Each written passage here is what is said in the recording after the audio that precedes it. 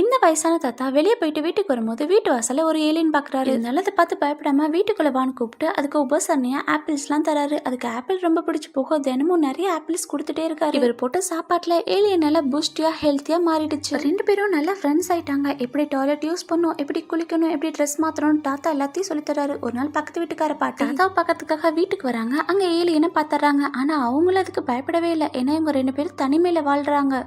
Alien வந்தது அவங்களுக்கு ரொம்பவே சந்தோஷம். எல்லாரும் சந்தோஷமா இருக்கும் போது அவங்க ஊர்ல ஏதோ டிசீஸ் வருது. அதனால அங்க இருக்க எல்லா பூனையும் செத்து மடிஞ்சு விழுகுது. இதெல்லாம் பார்த்து அவங்க கவலையில இருக்கும் போது அந்த ஏலியன் ஒரு நோட்ஸ் தரான். என்னன்னு பார்த்தா ஒரு 6 செத்து போன கேட்டை வச்சு அவனோட ஸ்பேஸ் ஷிப்புக்கு ஃபியூவல் ரெடி பண்ணலாமா. கணக்குல ஒரு பூனை குறையறதுனால அந்த பாட்டி அவங்களோட பூனையே பலியாக்கி கொடுத்துட்டாங்க. அந்த ஏலியன் எல்லாத்தையும் ஒரு பெட்ஷீட் குள்ள போட்டு மூடி மந்திரம் சொல்றான். ஒரு ரெட் கலர் ஸ்டோன் வருது. அவ்வளவுதான், அவனோட ஸ்பேஸ் ஷிப்க்கு இப்ப ஃபியூவல் ரெடி ஆயிடுச்சு. அவன் வெளியே கிளம்புறதுக்கு முன்னாடி நீங்களும் வரீங்களா என் உலகத்துக்குன்னு கூப்பிடுறான். உங்களுக்கு ஏலியன் பிடிக்குமா பிடிக்காதான்னு கமெண்ட்ல சொல்லுங்க.